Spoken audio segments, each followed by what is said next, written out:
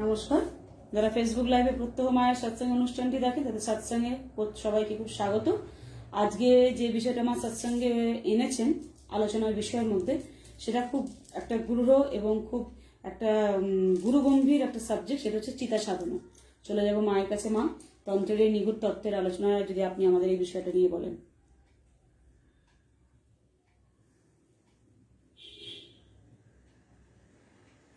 প্রথমেই যেটা বলি যে আসিয়াছি পর কাজে, পরদেশে, পরবাসে, পরেরও সাক্ষাতে, পর বোঝা মাথে নিয়ে, পরতরে প্রাণ নিয়ে, পরে সে পায়ে পৌঁছাতে। আমার স্বপ্নাবিষ্ট শ্রী তারাসুদ্ধেশ্বরী মাতা ঠাকুরানীর চরণে প্রণাম। আমার অগণিত প্রাণের প্রিয় ভক্ত, যারা সদা সর্বদা আমার সৎসঙ্গের জন্য সৎসঙ্গের সঙ্গে যুক্ত থাকে, তাদেরকে প্রত্যেককে আমার আশীর্বাদ, তাদের প্রত্যেককে আমার ভালোবাসা। তারা যে যেখানে আছে তোমরা সুস্থ থাকো, ভালো থাকো, সৎসঙ্গের সঙ্গে যুক্ত থাকো। কারণ সৎসঙ্গ কিন্তু মানুষকে সঠিক দিকে এগোতে, সঠিক পথে পরিচালিত করতে সাহায্য করে। যাই হোক, আজকে যে মূল আলোচনায় আমি যাব, মূল আলোচনায় প্রবেশের পূর্বে আমি তোমাদের প্রত্যেককে বলবো, প্রচুর প্রচুর প্রশ্ন যে মা অনলাইন জ্যোতিষতন্ত্র চলছে। আমি বারবার বলছি, প্রত্যেকটি মন্ত্রানুষ্ঠান, প্রত্যেকটি ক্রিয়াকাণ্ড অনলাইন চলছে। যারা জ্যোতিষশাস্ত্র শিখতে চাও, যারা জ্যোতিষশাস্ত্রকে জানতে চাও, বিশেষত বলবো মেদিনী অ্যাস্ট্রোলজি, মেদিনী অ্যাস্ট্রোলজি নিয়ে যাদের খুব ইন্টারেস্ট, তাদেরও কেউ বলবো কিন্তু অনলাইন মেদিনী অ্যাস্ট্রোলজিও কিন্তু শেখানো হচ্ছে। মোট কথা আমি থার্ড ওয়েভ নিয়ে একটা বিবরণ দিয়ে গিয়েছিলাম, এবং যারা নিয়মিত দেখো, যারা নিয়মিত আমার পরিবারের সদস্য, আজকে যারা আমার পরিবারে নতুন, তাদেরকে বারবার অনুরোধ করব, বারবার বলবো, তোমরা আগের এপিসোডগুলো যদি দেখতে থাকো তাহলে বুঝতে পারবে যে শাস্ত্রের ক্যালকুলেশন কিভাবে কথা বলে। যাই হোক, মূল আলোচনায় যাব আজকে। তার আলোচনার আগে যেটা বলবো, আজকে যেটা আমি চিতা সাধনা নিয়ে আলোচনা করব, আজকের বিষয় চিতা সাধনা। তার সঙ্গে অবশ্যই করে থাকবে টিউটোরিয়াল, যে টিউটোরিয়ালটার কথা এসছে বারবার, যে জগন্নাথ দেবকে স্নান সহজ এবং সরল উপায় কিভাবে আমরা বাড়িতে করতে পারবো, কোন মন্ত্রের সাহায্যে। মন্ত্রের কথা যখনই আমার কাছে আসে তখনই আমি বারবার বলি, মন্ত্র মানে চাই তার সঠিক উচ্চারণ, মন্ত্র মানে চাই তার সঠিক ব্যবহার, তার ছন্দ, তার লয়, তার মাত্রা সমস্ত কিন্তু আমি টিউটোরিয়াল ক্লাসের মধ্য দিয়ে আমি মন্ত্র শেখাবো। কারণ মন্ত্রের উচ্চারণ মা রূপময়ী মহাশক্তি আশ্রম পরিবারের যারা সদস্য, যারা এই পরিবারের মনের প্রাণের সদস্য, তাদের প্রত্যেকের পারফেক্ট উচ্চারণের দিকে আমি খুব জোর দিই। আর পারফেক্ট উচ্চারণের ফলে পারফেক্ট ফল পাওয়া যায়। আজকে যে বিভিন্ন জায়গা থেকে মানুষ আসে, কারণ একটা কথা বারবার বলি, পরনিন্দা পরচর্চা আমার বিষয় নয়, আমি করি না। আমার টিভি অনুষ্ঠান যারা দেখি, যারা আমার লাইভ অনুষ্ঠান দেখে, সেগুলো থাকে না। তথাপি একটা কথা আমাদের শুনতে হয় যে মা অনেক জায়গায় কাজ করিয়েছে কিন্তু প্রফুল রেজাল্ট পেলাম না। একটা কথা আমি সবসময় বারবার বলবো, শাস্ত্রকে যথাবিহিত প্রয়োগ করতে হবে। তার জন্য আজকে আমার পরিবারে যারা নতুন, তাদেরকে বলবো আমার ইউটিউবে যাও, সার্চ অপশানে যাও, RUPOMEYEMA একটা এ দিয়ে তোমরা রূপময়ী মা বলে সার্চ করো। সেখান থেকে কিন্তু হোমের বেশ কিছু বিবরণ পাবে। তার মানে পুরো হোমটা ভিডিও দেখে যে শিখে দেওয়া যাবে সেটাও বলছি না, তার জন্য অবশ্যই প্র্যাকটিক্যালি শিখতে হবে। কিন্তু একটা সম্যক ধারণা, একটা স্পষ্ট ধারণা প্রত্যেকের হয়ে যাবে।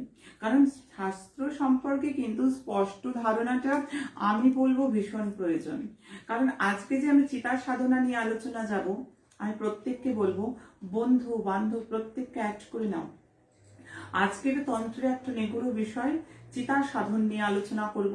চিতার সাধনার বেশ কিছু মন্ত্র বলবো। আমি নিজে চিতার সাধনা শেখাই, আমি নিজে চিতার সাধনা করেছি, তাই জন্য আমার যে বলা কথা সেটা প্র্যাকটিক্যাল অভিজ্ঞতা এবং প্র্যাকটিক্যাল পদ্ধতিতে যেভাবে শেখাই। কিন্তু তার মানে এটা নয় যে ফেসবুকে চিতার সাধনা শুনে এইভাবে লাইভ শুনে কেউ অ্যাটেন্ড করবে, কখনো করবে না। কারণ শাস্ত্র বলছে গুরু নির্দেশিত পথ, তন্ত্র গুরুমুখী বিদ্যা, তন্ত্রে গুরুমুখী বিদ্যা। এই শাস্ত্রে বলছে ন গুরুর অধিক দেবী, শাস্ত্রে বলছে গুরুকে এড়িয়ে এই শাস্ত্রে দেবীরও কিন্তু অধিকার নেই। আর তন্ত্রশাস্ত্র হলো সবচেয়ে উচ্চ শাস্ত্র। আমি বললাম না, মন গড়া কথা বললাম না, কারণ শাস্ত্র সেই পথই দেখিয়েছে। মৎস্য সূক্ত কি বলছে?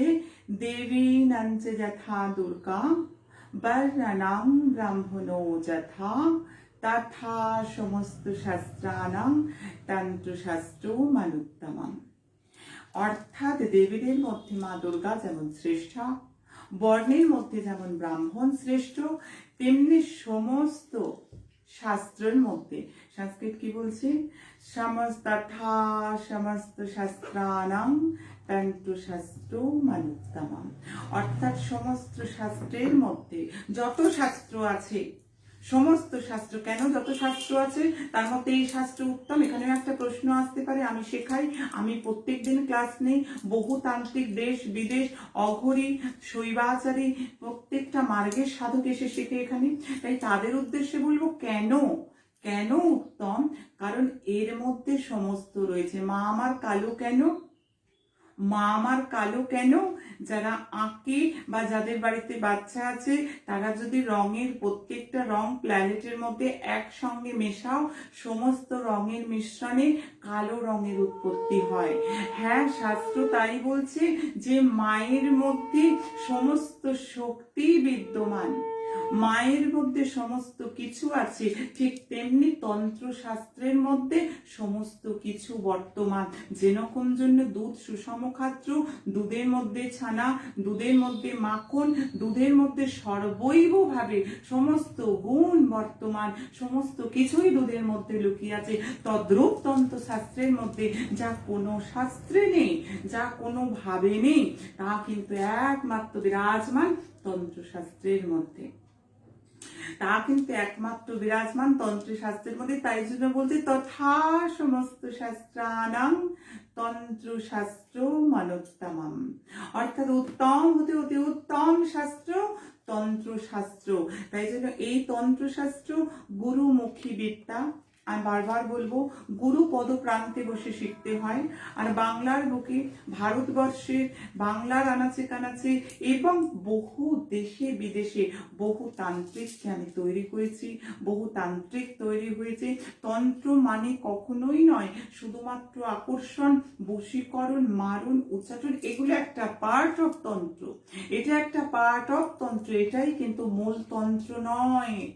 তন্ত্র সাধনা করতে গেলে, একটা মানুষকে কাজ দিতে গেলে সবার আগে কিন্তু সাধন বলে বলীয়ান হতে হয়, নিজেকে কিন্তু সাধন বলে বলীয়ান হতে হয়। আজকের মূল বিষয় আমি চিতা সাধনায় আমি এবার আরো গভীরে প্রবেশ করব। তার আগে অবশ্যই বলবো, টিউটোরিয়াল ক্লাস আমি করাবো, অবশ্যই করে আমি মন্ত্র উচ্চারণ শেখাবো, উচ্চারণ বিধিও বলে দেবো, এবং জগন্নাথ দেবের সহজ সরল যে মন্ত্রে স্নান করানো যায় সেটা প্রচুর প্রশ্ন এসছে, বলবো। মাঝে বলে নেব, বেশ কিছু প্রশ্ন আমার কাছে প্রত্যেক দিন জমা হয়েছে, তাদের নাম উল্লেখ করছি না, তাদের কথা আমি বলছি। যে নিত্য পুজো সম্পর্কে জানতে চেয়েছো, আমি বলবো, অপেক্ষায় থাকো।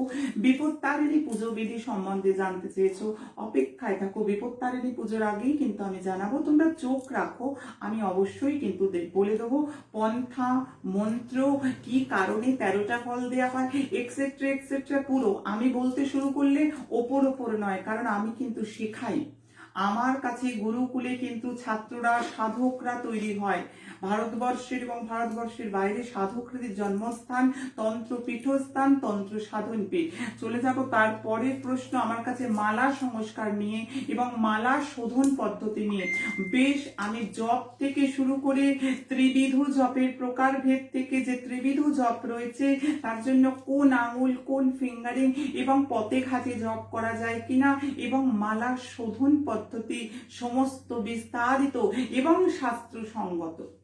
প্রত্যেকটি যেমন বিস্তারিত বলবো তেমনি শাস্ত্রকে সঙ্গে করে বলবো, কারণ প্রত্যেকটা সময় আমাদের মনে রাখতে হবে সাধক সাধিকা সর্বদাই শাস্ত্রকে কিন্তু রিপ্রেজেন্ট করে। অর্থাৎ সেই সনাতন শাস্ত্র, সেই তন্ত্র শাস্ত্র যেন সদা সর্বদা অক্ষুণ্ণ থাকে এবং তার যেন গৌরব সর্বদা অটুট থাকে এবং সে গৌরবান্বিত হয়ে ওঠে। তাই চলে আসবো মূল আলোচনায়। চিতা সাধনা। চিতা সাধনার মধ্য দিয়ে আমি তো বহু কর্ম করি, তাই কর্মের কথা আমি পরে যাব। আগে আসবো যে সাধকের তন্ত্র সাধনা করতে গেলে যে শ্মশান জাগাতে হয়, যে সবার আগে কিন্তু চিতা সাধনা করতে হয়, সেগুলো কিন্তু ক্রমে ক্রমে ক্রমে ক্রমে প্রত্যেকটা কিন্তু করতে হয়। এটা আগম শাস্ত্র। আগম শাস্ত্র আমাদের রুদ্রজামল কি বলছেন? আগতম শিব বক্তৃভ্য গতঞ্চ গিরিজামুখে মতম শিবাসুদেবস্য তস্মাদাগম উদ্যোজ্জয়।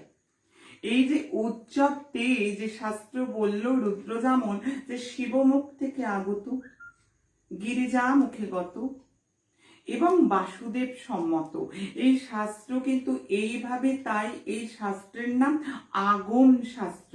এই আগম শাস্ত্রে সবার আগে কিন্তু যেটা ব্যাপার, হট করেই কিন্তু কেউ লাল বস্ত্র পরে নিতে পারে না, হট করেই কিন্তু কেউ হলুদ বস্ত্র পরে নিতে পারে না। দু চারটে কলেজ স্ট্রিটের বই পড়ে কিছু কিছু ক্রিয়া শিখে বা কিছু কিছু মন্ত্রোচ্চারণ করে তাহলেই কিন্তু তন্ত্রক্রিয়ার অধিকার হয় না। তন্ত্রক্রিয়া দিতে সম্মানহানি হয়ে যায় এবং বহু মানুষ শাস্ত্রের প্রতি বৃতৃষ্ণা এবং বীতশ্রদ্ধা হয়ে পড়ে, কারণ এই শাস্ত্র ফলপ্রদ।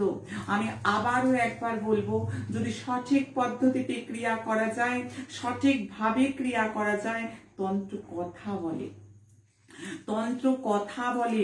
তন্ত্র যদি কোথাও কথা না বলে থাকে তাহলে তন্ত্র শাস্ত্র কোনোভাবে রিলায়েবল না, প্রয়োগ পদ্ধতিতে কোথাও ল্যাক রয়ে গেছে। প্রয়োগ পদ্ধতিতে, কারণ অভিষেকেন বিনা দেবী কুলো ধর্ম করো তিজ অপস্য পূজা আদিকং জপ অভিচারয় কল্পয়ে। বামকেশ্বর তন্ত্র বলল যে হঠাৎ করে চিতায় তুলে দেয়া যায় না, হঠাৎ করে কিন্তু 10 মহাবিদ্যা সাধন হয় না, অষ্টদশ মহাবিদ্যা সাধন হয় না, হঠাৎ করে কিন্তু 64 যোগিনী সাধন হয় না। কোথাও থেকে পড়লাম আর বললাম, এই আদর্শ, এই পন্থা কিন্তু ভুল এবং সেই গুরুর কাছে শিখতে হবে। ঠাকুরের একটা কথা, রামকৃষ্ণদেবের একটা কথা, যিনি পরম তান্ত্রিক এবং তন্ত্র সাধনার শিখরে গিয়েছেন, সেই ঠাকুরের কথা আমার মনকে নাড়া দিচ্ছে, যেটা তোমাদেরকে শেয়ার না করে পাচ্ছি না, যে সাধুকে দিনে দেখবি, সাধুকে রাতে দেখবি, সাধুকে ভালো করে যাচাই করে নিতে হয়। অর্থাৎ তোমরা যার কাছে শিখবে তার কাছে তাকে কিন্তু যাচাই করে নিতে হবে সে শাস্ত্রে কতটা পারদর্শী, শাস্ত্রে কতটা পারদর্শী। কারণ খুব বিশাল জটা, বিশাল তিলক, বিশাল ভারী চেহারা, রক্তবস্ত্র কিংবা কৌপিন কিংবা অর্ধনগ্ন কিংবা নাগা, এই কোনোটাই কিন্তু সাধকের চিহ্ন নয়। হ্যাঁ, শাস্ত্র তাই বলছে। হাতি দশাশই হতে পারে, হাতির বিশাল চেহারা হতে পারে, কিন্তু হাতি কিন্তু বুদ্ধিমান নয়। সেক্ষেত্রে শিয়ালকে ধূর্ত বলা হয়, শিয়ালের কিন্তু বুদ্ধি অনেক বেশি। অতএব কখনোই সেই পরিমাপ কাঠিতে মাপলে হবে না সাধককে, যে কত বড় জটা রয়েছে, কত বড় সিঁদুরের টিকা কেটেছে, কত বিশাল আকার স্থূলাকার চেহারা হয়েছে, কতটা নাগা হয়ে গিয়েছে, ইত্যাদি ইত্যাদি। এটা লাহিড়ী বাবার কথা কেউ যদি টানি তাহলে এগুলো দেখে কিন্তু সাধককে কখনো পরিমাপ করা যায় না। এই কনসেপ্ট কিন্তু আগে ক্লিয়ার করতে হবে এবং সাধককে বিচার করতে হবে। কেন সাধককে বিচার করতে বললাম? কেন বললাম? বামকেশর তন্ত্র এখানে আবারও বলেছে যে অভিষেকং বিনা দেবী সিদ্ধ বিদ্যা দদাতি য তাবৎ কালম বসেদ ঘোরে যাবৎ চন্দ্র দিবাকরম। বামকেশর তন্ত্রটা পড়তে হবে। শাস্ত্রের যে আজকে গ্রন্থের নামগুলো বলছি এই কারণ আমরা পড়াই, কারণ আজকে চিতার সাধনার ডেপতে ঢুকবো, সেই জন্য বলছি কি অভিষেক হলেই হবে না। একটু আগে বললাম অভিষেক হলো বিনা দেবী কুল ধর্ম করতি তস্য পূজা দিকং জপ বিচারের কল্প। এ তো গেল সাধকের কথা, কিন্তু গুরুর আলোচনা মূল ছিল। সেখানে বলছে কি অভিষেকং বিনা দেবী সিদ্ধ বিদ্যা দদাতি য। কি বলছে? বামকেশর তন্ত্র খুব মনোযোগ সহকারে সাধকদের শোনা দরকার। অভিষিক্ত না হলে যে ব্যক্তি তান্ত্রিক উপাসনা, যে গুরু 10 মহাবিদ্যার মন্ত্র দিয়ে দিয়েছে, অভিষেক হয়নি। অভিষেক মানে কিন্তু শুধু একটা ক্রিয়া অনুষ্ঠান নয়, ভক্তের কাছ থেকে কিছু টাকা নেওয়া হলো, তারপর একটা রহস্য পূজা আদি ক্রম করে তাকে মন্ত্রপ্রত জল দেয়া হলো, এইগুলো কিন্তু অভিষেক নয়, এগুলো কিন্তু তন্ত্রিক নয়, এগুলো যান্ত্রিক পদ্ধতি। এগুলো কিন্তু সম্পূর্ণ যান্ত্রিক পদ্ধতি। আমি অনুরোধ করব তন্ত্রকে যেন যান্ত্রিক করে ফেলা না হয়, কারণ একটা শিষ্যকে অভিষেক করবার আগে তার যাচাই ক্রম আছে, তার মন্ত্র আছে, তাকে কিছু সাধনা আছে, সেগুলো কিন্তু জানতে হবে। শুধুমাত্রই এখানে গুরুদের জন্য কিন্তু একটা বড় বার্তা রয়েছে, অভিষেকং বিনা দেবী সিদ্ধ বিদ্যা দদাতি য। অভিষেক করেও কিন্তু সিদ্ধ বিদ্যা দেয়া হচ্ছে। তাবৎ কালং বসেদ ঘোরে যাবৎ চন্দ্র দিবাকরম। ততক্ষণ কিন্তু সেই ব্যক্তি একদম ঘোর নরকে বাস করে। বামকেশর তন্ত্র বলে দিচ্ছে যে অভিষেক না করে কিন্তু কখনোই কোনো মন্ত্রানুষ্ঠান, কখনোই কিন্তু কিচ্ছু দেয়া যায় না, কোনো সাধনের অধিকারী সে হয় না। আর অভিষেক মানেও এটা নয় যেটা একটা যান্ত্রিক পদ্ধতি, কেউ টাকা দিল আর একটা রহস্য পূজা, একটা কিছু করে চক্রা অনুষ্ঠান করে তাকে জল ছিটিয়ে দেওয়া হলো, এটা অভিষেক না। এটা অভিষেক না। অভিষেকের অনেক ক্রম আছে, তার আগে সাধককে অনেক কিছু পর্যায়ক্রমে থাকতে হয়, তবে গিয়ে কিন্তু সে অভিষেক হওয়ার এলিজিবিলিটি পায়। আমার কাছে কেউ এলেই কালকে কিন্তু আমি তাকে এলিজেবল বলে ঘোষণা করতে পারি না, যেহেতু আমি প্র্যাকটিক্যালি তন্ত্র শেখাই। আমি প্র্যাকটিক্যালি বহু মানুষ তন্ত্র শেখাই, বহু সাধককে শেখাই, শুধু শটকর্ম শেখাই না, আমি চক্র জাগরণ শেখাই, আমি প্রত্যেকটা তন্ত্রের শক্তিপাত দীক্ষা থেকে আরম্ভ করে প্রত্যেকটা কিছু করি। যার জন্য এখানে এই যে চিতার সাধনের আগে কিন্তু শক্তিপাত দীক্ষার প্রয়োজন। যদি শক্তিপাত দীক্ষা না হয় আসবো সে ক্রমে। তার আগে বললাম যে এই যে দীক্ষাটা হলো, অভিষেক হলো, অভিষেক হয়ে কি ড্যাং ড্যাং করে সে চিতার সাধনা করতে চলে যেতে পারে? সে কি একদম চিতার সাধনার জন্য পুরো তৈরি হয়ে যেতে পারে? সব সাধনার জন্য তৈরি হয়ে যেতে পারে? কবচ কুণ্ডল বানানোর জন্য তৈরি হয়ে যেতে পারে? যদি তৈরি হয়ে যেত তাহলে আজ এত মানুষ নিরাশ হতো না, তাহলে এত মানুষকে আজকে এত আক্ষেপ করতে হতো না। ম্যাক্সিমাম দিন আমি যখন প্রত্যেকের সঙ্গে মিট করি একটা প্রেসক্রিপশন নিয়ে আসি, কারণ আমি কিন্তু একেবারে নিন্দার থেকে দূরে থাকি, কারণ আমি মা, আমার কাছে সবাই সন্তান, ভুলটা দেখলে সংশোধন করে দেবো। আর এইখানে কেউ নিন্দে শুনতে বসেনি, আর আমিও নিন্দে করতে আসিনি। আমি নিন্দেকে কখনোই পছন্দ করি না, কারণ নিন্দের দ্বারা কিছু হয় না। সবাই খারাপ আমি ভালো এটা বলার জন্য আমি এখানে আসিনি। আমি শাস্ত্রের কথা শেয়ার করতে এসেছি, শাস্ত্রকে জানাতে এসেছি। তাই সেক্ষেত্রে বলবো যে অভিষেকের পর্যায়ে বললাম এখানে গুরুকেও চেনা দরকার, এখানে শিষ্যকেও চেনা দরকার। ভালো গুরু করতে হবে, তাকে আগে ভালো করে খোঁজ নিতে হবে, সে কতটা তন্ত্র সাধনা তার পাস্ট জানতে হবে, কারণ গুরুকরণ একটা বড় ফ্যাক্টর। কতদিন সে সাধনের সঙ্গে যুক্ত, কতটা ডিপ সাধনের সঙ্গে যুক্ত, তবে কিন্তু তাকে কিন্তু গুরু পদবাচ্য করা যেতে পারে। কিন্তু অভিষেক হয়ে গেল মানেই যে শেষ বলে দিল তা নয়। শাস্ত্র আবার কামাখ্যা তন্ত্র বলছে ক্রম দীক্ষা বিহীনস্য কলৌ নস্যাৎ কদাচন। আরেকটা লাইন কামাখ্যা তন্ত্র বলল কলিযুগে ক্রম দীক্ষা ব্যতীত কখনো সিদ্ধি হয় না। এই যে সুধী সাধক যারা রয়েছে আমার প্রাণের প্রিয়, তাদেরকে এই জায়গাগুলো ধরতে হবে। একটা অভিষেক হয়ে গেল, লাল কাপড় পরে নিল, মদের যথেচ্ছ অধিকার দেয়া হলো না, এটা কখনোই নয়। শ্মশানে গিয়ে গ্যালন গ্যালন মদ খাওয়ার অধিকার দেয়নি শাস্ত্র। একমাত্র কিন্তু পাত্র বন্দনা করা ছাড়া, চক্রানুষ্ঠান ছাড়া, বিশেষ ক্রিয়াকাণ্ড ছাড়া কারণকে স্পর্শ করবে না, কারণ কে ধরবে না। এই যে ভুলভাল পদ্ধতি, মানে তন্ত্রের মাধ্যম দিয়ে কিন্তু কখনো এটা নয় যে ওপেন মদ খাওয়ার লাইসেন্স কেউ দিয়ে দিয়েছে। যদি সবাই মদ খেয়েই মাকে পাওয়া যেত, মদ খেলেই যদি মাতৃকৃপা লাভ করা যেত, মদ খেয়েই যদি কবচ কুণ্ডল তৈরি হতো, তাহলে সব মাতাল সাধক হয়ে যেত। তাহলে সব মাতাল সাধক হয়ে যেত। তাহলে সাধকের আলাদা কিন্তু করে কোন রকম আইডেন্টিটি থাকতো না। মাতৃনামের সুধা পান করতে হবে, কারণকে শোধন করতে হবে। আসবো, সেগুলো নিয়ে একদিন বলবো। আজকে ক্রম দীক্ষার কথায় চলে এলাম। কামাখ্যা তন্ত্রে বলছে ক্রম দীক্ষা বিহীনস্য কলু নশেত কদাচন। কখনো হয় না কলিযুগে সিদ্ধি। কলিযুগে পূর্ণাভিষেক হয়ে গেছে, একটা পূর্ণাভিষেক হয়ে গেছে, আমি টাকার বিনিময়ে যে পূর্ণাভিষেক, সেটাকে আমি পূর্ণাভিষেক বলে গণ্য করি না। কারণ আমি নয়, পরম্পরা গুরুবর্গ, সেটা তীর্থনাথ সম্প্রদায় হোক, সেটা নাথ সম্প্রদায় হোক, সেটা সেটা উদাসীন সম্প্রদায় হোক, সেটা যে কোনো সম্প্রদায় হোক, কোনো সম্প্রদায় সেভাবে সম্মত করেনি। কারণ প্রত্যেকটা সম্প্রদায় আগে শিষ্যকে গুণাগুণ বিচার করতে হবে। যাকে তাকে যে করে, যেমন বাড়ির পাসবুকটা হুট করে দেয়া যায় না, অর্থের বিনিময়ে কেউ পাসবুক দিয়ে দেয় না, বাড়ির দলিল দিয়ে যায় না, সেদিকে যেমন সতর্ক। তন্ত্র মাতৃগর্ভবৎ, মাতৃগর্ভে শিশু যেমন থাকে গোপন, তন্ত্র রকম গোপন। গুরুর বিদ্যা, এ সমস্ত বিদ্যা অত্যন্ত গোপন, ব্রহ্মবিদ্যা।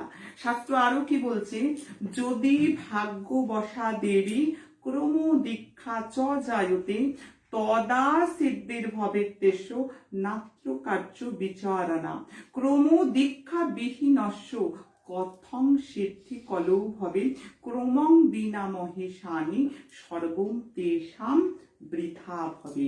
কামাখ্যা তন্ত্র কিন্তু এখানে পরিষ্কার করে বলল, কাহারও যদি ভাগ্য বসে, বসে শব্দটা কিন্তু এখানে উল্লেখযোগ্য, যে ভাগ্যর কৃপা, অত্যন্ত করুণা যদি থাকে, যদি পূর্ব জন্মের সুকৃতি থেকে থাকে, তাহলে ক্রম দীক্ষা হবে, তবে সিদ্ধি লাভ হবে। কলি যুগে ক্রম দীক্ষা বেনা কোনো দীক্ষায় কিন্তু মধ্যম সিদ্ধি হয় না, সাধন সিদ্ধি হয় না। এই কথা কিন্তু শাস্ত্র পরপর বলে দিল। একটা দীক্ষা নয়, পরপর কিন্তু দীক্ষার ক্রম আছে। তবে কিন্তু চিতা সাধনা, তবে কিন্তু শ্মশান সাধনা। এবং বীর সাধনার মধ্যে যে বীর সাধনা, যে বীরাচার সবাই করছে, বীরাচার সাধনার মধ্যে কোনগুলো খুব ইম্পর্টেন্ট? যোগিনী সাধনা, যোগিনী সাধনা প্রয়োজন, ভৈরবী সাধনা প্রয়োজন, বেতাল সাধনা প্রয়োজন, চিতা সাধনা প্রয়োজন। সব সাধনা সর্বোৎকৃষ্ট। হ্যাঁ, সব সাধনা, সেটা নিয়েও আমি একটা এপিসোড করব। বহু মানুষ এটা বিষয়ে জানতে চায়।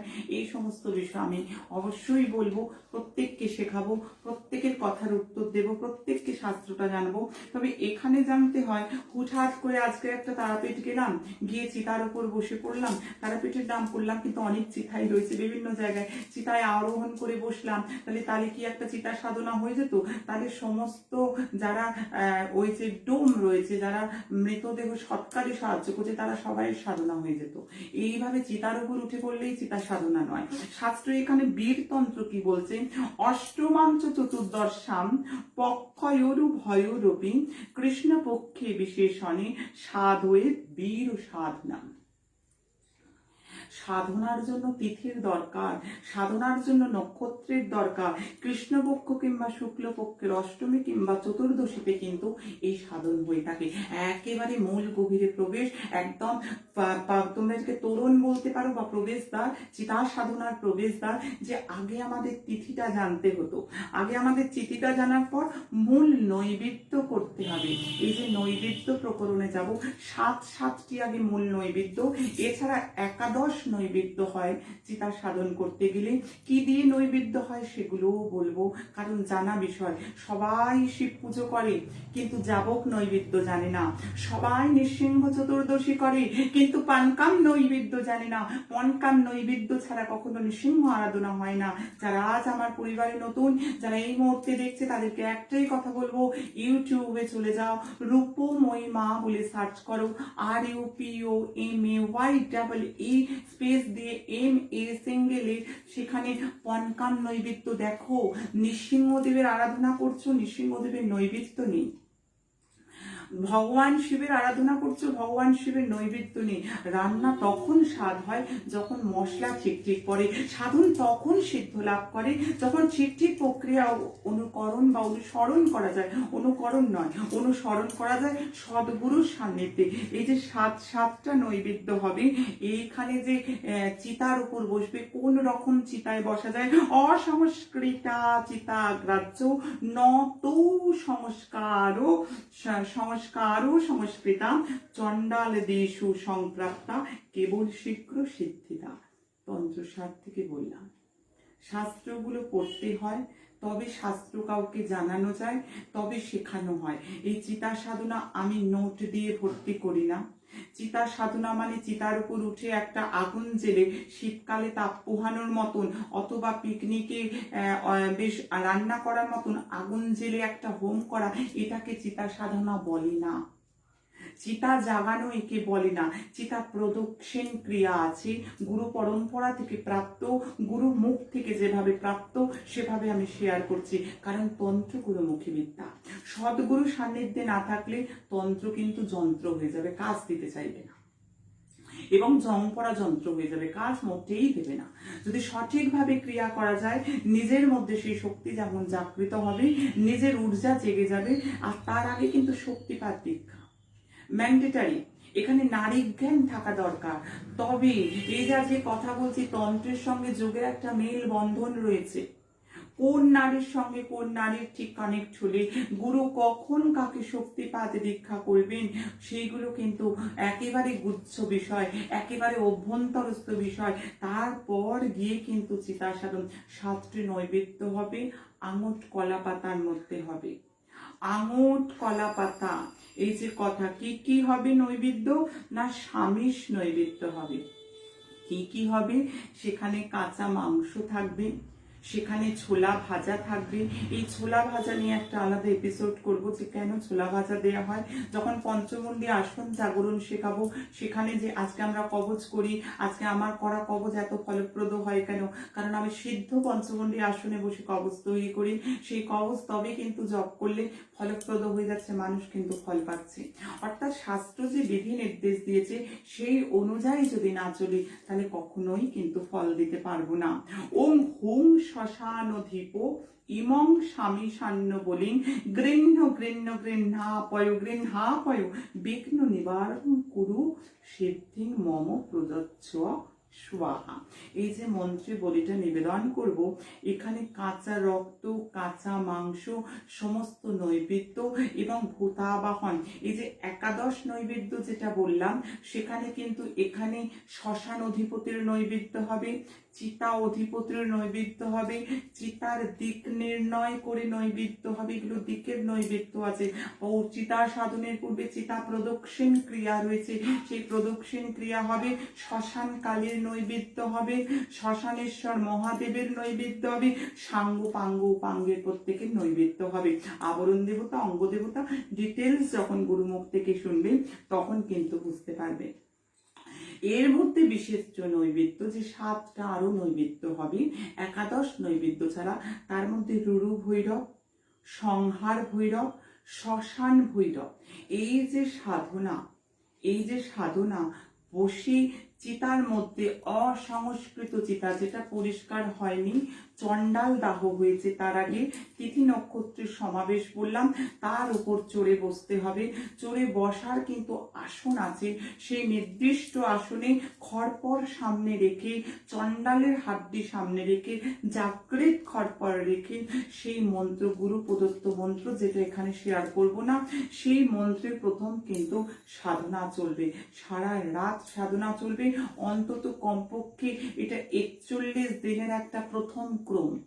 ফার্স্ট কিন্তু একটা 41 দিনের ক্রম। তবে এই ক্রম করলে তবে চিতা সাধনায় মানুষ উত্তীর্ণ হয়, চিতা সাধনা মানুষের জাগৃত হয়, তবে কিন্তু সাধন শক্তি মানুষের বাড়ে, তবে কবচ, তবে কুণ্ডল, তবে যন্ত্র, তবে ক্রিয়া। নইলে কখনো কোনো ক্রিয়ার অধিকার কারোর হয় না। শ্মশানে বসতে হবে সর্বপ্রথম, সেখানে কিন্তু বলিদান করতে হবে, বলি ম্যান্ডেটরি। আর এই যে নৈবেদ্য রয়েছে তার মধ্যে পিঠে মাস্ট, আজকে আমি শেয়ার করছি অতি গোপন গোপন কথা। তন্ত্রের যে পিঠে ছাড়া চিতার কোনো নৈবেদ্য গ্রাহ্য নয়। সবার আগে চিতার সেই নৈবেদ্য হবে এবং প্রেতের নৈবেদ্য পিণ্ড মাখার মতন করে আতপ চাল, ওটা উদাহরণস্বরূপ বললাম, আতপ চাল দিয়ে, কলা দিয়ে, দই দিয়ে, কাঁচা মাংস দিয়ে প্রেত নৈবেদ্য যেটা শেখানো হয়, প্রেত চক্র ষটকোণ অঙ্কন করে, ষটকোণ অঙ্কন করে আমি একটা দেখাচ্ছি একটু বোঝার স্বার্থে। প্রাইমারি প্রেত চক্র যেটা দেখানো হচ্ছে, আমি একটা প্রথম যেটা গুরু প্রদত্ত ছাড়া এখানে দেখানো যায় সেটাই দেখানো হচ্ছে। একটি বেশ এরকম ষটকোণ, এর নির্দিষ্ট কালার আছে, সেগুলো আমি পরে শেখাবো।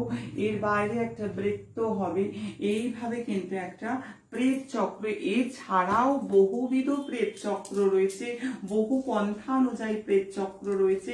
সেই প্রেত চক্র অনুযায়ী প্রেতাবাহন হবে, প্রেতের নৈবেদ্য প্রদান হবে, সেখানে পিঠে থাকবে, সেখানে এই যে যেরাম পদ্ধতি বললাম আতপ চালকে মেখে নৈবেদ্য হবে, তবে কিন্তু প্রেত পুজো হবে। তারপর কিন্তু মন্ত্র সাধনা, তারপর কিন্তু চিতার সাধনা। চিতার সাধনা করতে ত্রিশূল দিয়ে শুধু চিতার সাধনা হয় না, এখানে 6 শূলের একটা ক্রিয়া আছে। হ্যাঁ, অনেকেই আজকে শুনে চমকে যাচ্ছে, 6 শূল। হ্যাঁ, 6 শূল দিয়ে ক্রিয়া হবে, তবে কিন্তু চিতার সাধনা জাগবে। আমি 6 শূল নিয়ে আলাদা এপিসোড করব, সেখানে আমি বিস্তারিত বলবো। তবে এখন আমি চলে যাব তোমাদেরকে একেবারে যে মন্ত্র শেখাবো আজকে। অধীর আগ্রহে সবাই বসে রয়েছে যে মা মন্ত্র শেখাবে, তুমি জগন্নাথ দেবকে স্নান করাবে। স্নান করাতে গেলে স্নানের জল কিন্তু শোধনের একটা ব্যাপার আছে, অশুদ্ধ জলে কিন্তু ভগবানের স্নান হয় না, তাই শুদ্ধ জল ম্যান্ডেটারি। তাই প্রত্যেককেই বলবো জল শোধন মন্ত্র তোমরা প্রত্যেকেই জানো।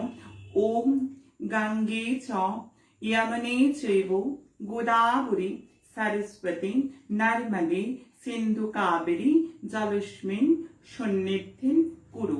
এই যে উচ্চারণ আজকে শিখতে হবে। প্রথম মন্ত্রটা কি? ওম।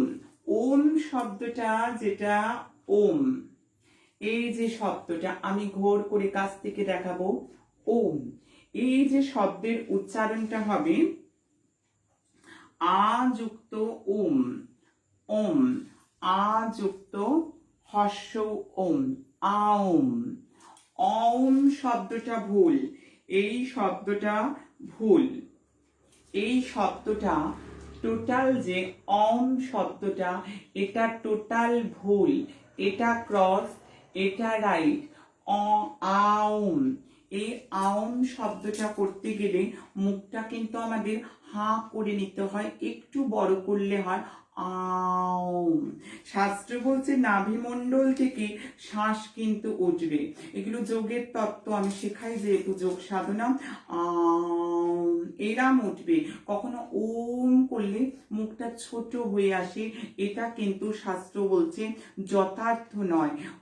ওম গঙ্গে চা যমুনে নয়, জয়ের উচ্চারণ কিন্তু আমি বারবার বলেছি, জয়ের উচ্চারণ, এই যে অনুতস্থ জ, জয়ের উচ্চারণ কিন্তু সর্বদা ইয়া, ইয়া,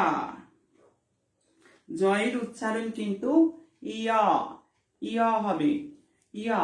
অর্থাৎ ইয়ামুনে চৈব গোদাবরী, গোদাবরী। এই যে চৈব, চৈব উচ্চারণ ঠিক নয়, এটা ভুল উচ্চারণ, সম্পূর্ণ ভুল। চৈবটা হবে চ যুক্ত এব, চয়েব, চ যুক্ত এব। আমার কাছে সাধনা শিখলে, আমার কাছে শাস্ত্র শিখলে আমি সংস্কৃত ধরে শেখাই। চ যুক্ত এবং চৈব, যদি কোনো সংস্কৃত বানানে তোমরা নৈব পাও, তাহলে ন যুক্ত এব নৈব হবে, ন যুক্ত এব তাহলে নৈব হবে। এই যে উচ্চারণগুলো তাহলে ভালো করে বলতে হবে। ও আম গঙ্গে চা যমুনে চয়েব, চৈব নয়, চয়েব গোদাবরী সরস্বতী। সরস্বতী উচ্চারণ হবে এইরকম ভাবে, স্বর সুয়তি, স্বর সুয়তি, স্বর দেখতে পাচ্ছ তোমরা, একটু লিখে জানাবে দেখতে পাচ্ছ কিনা। স্যার শুয়তি, স্যার শোয়াইবতি, অর্থাৎ দন্তি শয়ের সাথে বয়ের উচ্চারণটা অবশ্যই থাকবে। সরস্বতী, নর্মদে, সিন্ধু, কাবেরী, জলে হস্মিন, এটা হস্মিন হবে না। এই যে বানানটা আছে, এই যে বানানটা তোমরা ভালো করে ঘোর করে দেখবে। তোমরা বই দেখে যখন পড়ছো তোমরা কিন্তু হস্মিন পড়ছো। হয়ের ওপরে মাত্রা না থাকলে উচ্চারণ হয় অ, আর হয়ের ওপর যদি মাত্রা থাকে তাহলে উচ্চারণ সংস্কৃতে হয় হ। ভালো করে এই সূত্রগুলো, আমি তো সংস্কৃত ধরে পড়াই, তাই সংস্কৃতকে মেনে পড়তে হয় দেবভাষা। যে হয়ের ওপর এখানে মাত্রা নেই তাহলে উচ্চারণ হবে অ, তাহলে হস্মিন নয় অস্মিন। সন্নিধিং, ধিং নয়, উনস্বর থাকলে ম উচ্চারণ হবে সন্নিধিং কুরু। তাহলে একসঙ্গে আমার সাথে বলো, ওম গঙ্গে চান यमुने चाइवां गोदावरी सरस्वती नर्मदे सिंधु कावेरी জলেস্মিন সন্নিধিং কুরু। এইভাবে উচ্চারণ হবে।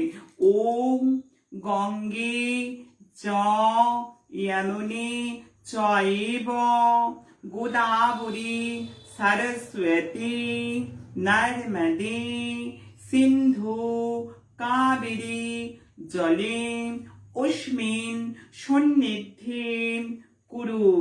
মন্ত্রটা ঠিক এইভাবে, এবার তোমরা সুর দিয়েও মন্ত্র পাঠ করতে পারো। এই মন্ত্রে জলকে আগে শোধন করে ভগবান জগন্নাথকে স্নান যাত্রার দিন স্নান করাবে। কোন মুদ্রায় জল শোধন হয় সেটাও জেনে রাখা ভালো। অঙ্কুশ মুদ্রায় কিন্তু জল শোধন করবে। এইভাবে কিন্তু অঙ্কুশ মুদ্রায় জল স্পর্শ করবে। তবে আরো ডিটেলস জানার স্বার্থে বলবো, শাস্ত্রের বেশ কিছু জায়গায় পেয়েছি নখ কিন্তু জলে স্পর্শ হবে না, হাতে এই পোর্শনটা জলে স্পর্শ হবে। নখ যদি জলে স্পর্শ হয় তাহলে কিন্তু সেই জল দিয়ে ভগবানের পুজো হয় না। এবার একটি মন্ত্র বলবো, ভগবান জগন্নাথ এবং সুভদ্রার প্রণাম মন্ত্র। এইটাই দিয়ে তোমরা কিন্তু ভগবানকে স্নান করাতে পারবে জল শোধন করে। নীলাচল নিবাসায় নিত্যায় পরমাত্মনে বলভদ্র সুভদ্রাভ্যাং জগন্নাথায় তে নমঃ। এই মন্ত্রের উচ্চারণটা একটু ভালো করে জানতে হবে। নীলাচল নিবাসায়, নিত্যায়, নিত্যায় উচ্চারণটা কিন্তু আমি বলার স্বার্থে তোমাদের বলছি। তয়ের সাথে জফলা আছে, তাহলে ইয়, জফলা যখন থাকে সংস্কৃতে উচ্চারণ হয় ইয়, তাহলে নেত ইয়া, নেত ইয়া। এই বানানটা হবে উচ্চারণের স্বার্থে, এই উচ্চারণের সাথে। পরমাত্মনে, পরমাত্মনে উচ্চারণ হবে পরমাত্মনে। বানান রয়েছে, থাকবে পরমাত্মনে, আর উচ্চারণ হবে পরমাত্মনে। উচ্চারণের সাথে উচ্চারণ হবে পরমাত্মনে। সুভদ্রাভ্যাং, সুভদ্রাভ্যাং, সুভদ্রাভ্যাং উচ্চারণের সাথে হবে সুভদ্রাভ্যাং,